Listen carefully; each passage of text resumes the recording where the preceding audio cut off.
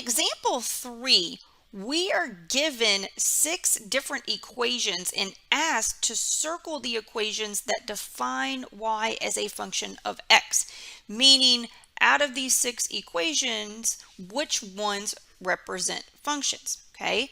So you might be a little concerned here, am I going to have to go through the process of taking each equation, solving it for y, and then once it's solved for y, picking an input or two and plugging it in to see how many different outputs you get?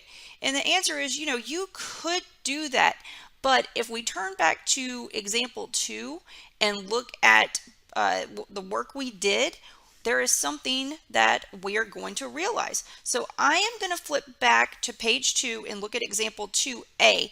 This particular equation turned out to be a function.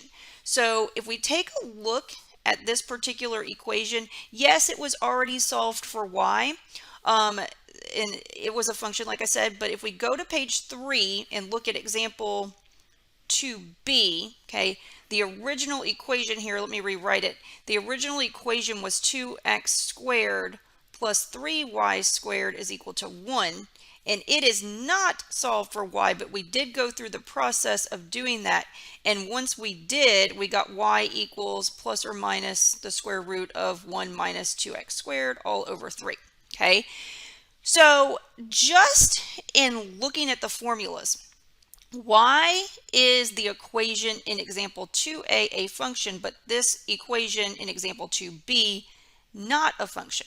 Okay, well, let's concentrate first on example 2b here. Okay, what caused this equation? What part of it caused it not to be a function?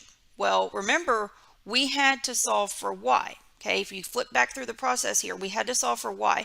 So that involved getting the y squared isolated. And then once we got the y squared isolated, we had to solve for just y. So we were forced to take the square root of both sides.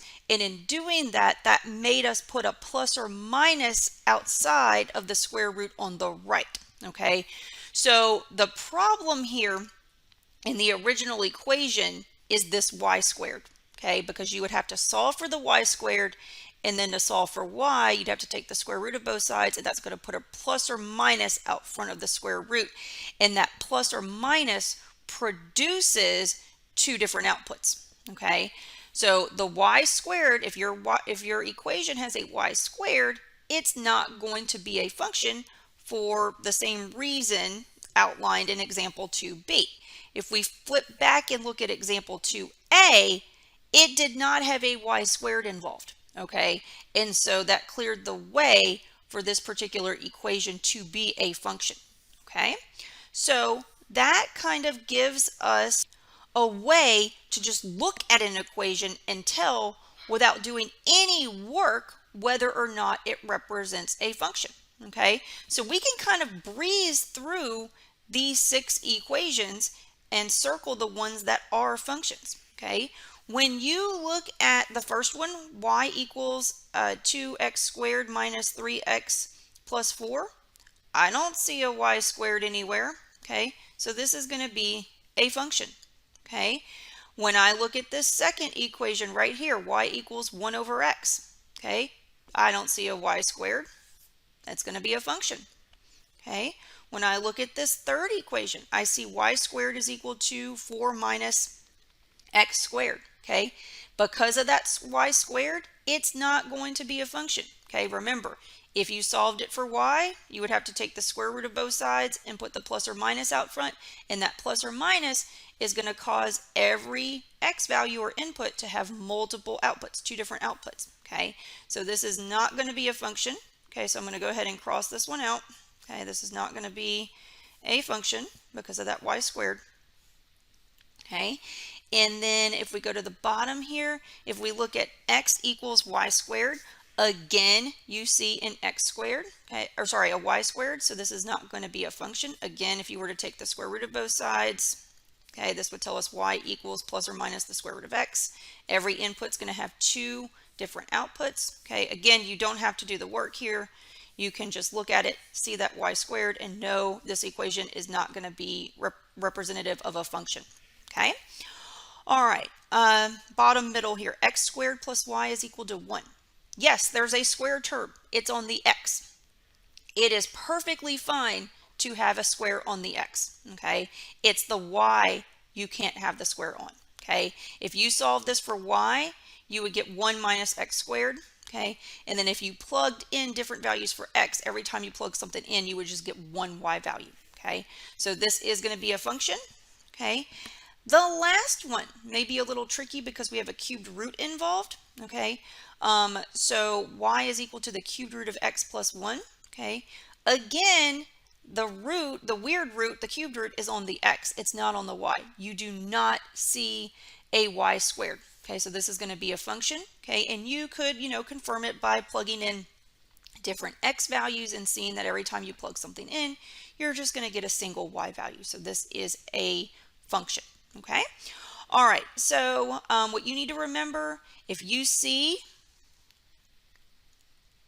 y squared, okay, that means it's not a function. Okay. You may be wondering about other powers of y. Okay. What would happen here? All the even powers are going to act alike.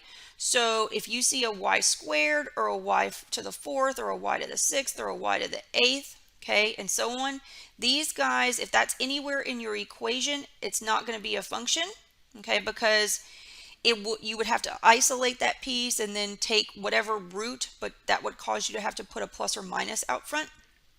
The odd roots are going to be okay, because so if you just have y or y cubed, y to the 5th, y to the 7th, and so on, okay, if you're dealing with an odd root, you're going to have to, take a cubed root or a 5th root or a 7th root, and you would have to put a plus or minus out front. But remember, you can have a negative underneath an odd root, okay? So that's okay. So these guys would be representative of functions, okay? So again, what you need to, if you're dealing with an equation and you're asked, is this a function? The bad things that you have to watch out for are y's raised to even powers. You don't want to see a y squared or a y to the 4th or a y to the 6th and so on, okay? Again, it does not matter what kind of power is on the x term, okay? You're looking at y's here.